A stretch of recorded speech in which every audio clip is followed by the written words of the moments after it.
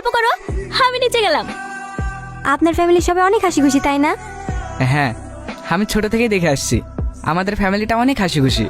আব্বা মাকে না নিয়ে খেতেই বসে না। সত্যি আপনার ফ্যামিলিটা অনেক সুন্দর। হ্যাঁ, বলুন কি বলার জন্য রাখলেন? আমাকে আপনার ভালো লাগে? হঠাৎ এই প্রশ্ন? না মানে আমাদের বিয়েটা তো অনেক তাড়াতাড়ি হয়ে যাচ্ছে।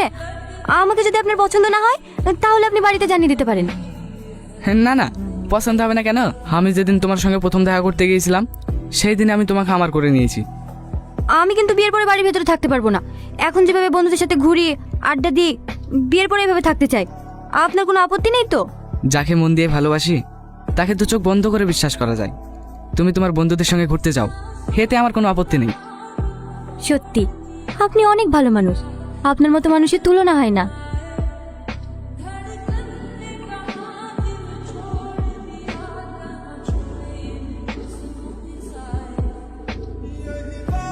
আব্বা, সাথীকে কোথাও খুঁজে পাওয়া যাচ্ছে না। এ কি বলছো বৌমা? খুঁজে পাওয়া যাচ্ছে না মানে? ভালো করে দেখো গা, বাড়িতে কোথাও আছে? না আব্বা, আমি বাড়ির সব জায়গায় তন্ন তন্ন করে খুঁজে দেখেছি, সাথী কোথাও নাই। মা, এটা আন্টি রুমে ছিল। আব্বা, তুমি আমাকে ক্ষমা করে দিও। তোমার পছন্দের ছেলেকে আমি বিয়ে করতে পারবো না। এই বিয়েতে আমার কোনো মত ছিল না, তাই আমি পালিয়ে আসতে বাধ্য হয়েছি।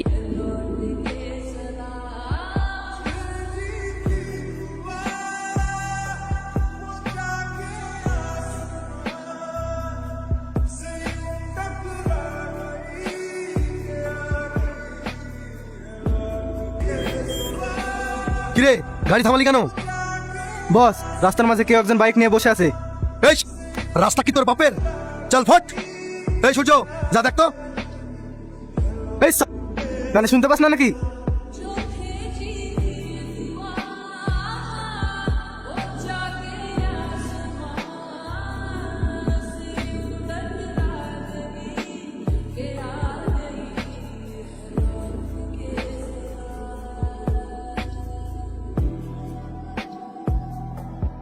দাঁড়ো রোহন, আমার কথাটা শুনবে না? আমি কেন চলে গিয়েছিলাম? আমি জানি তুমি আমাকে অনেক ভালোবাসো। কাউকে ভালোবেসে না পাওয়াটা যে কতটা কঠিন সেটা আমি আজকে বুঝতে পারছি। আমিও একটা ছেলেকে ভালোবাসতাম, কিন্তু আমার সাথে বিশ্বাসঘাতকতা করেছে। আমি সেদিন তোমার ভালোবাসা বুঝতে পারিনি, কিন্তু আজ বুঝতে পেরেছি কাউকে ভালোবেসে না পাওয়াটা কতটা কষ্টকর। তুমি প্লিজ আমাকে ক্ষমা করে দাও। তোমার পবিত্র মনে এই পাপিকে একটু জায়গা দাও।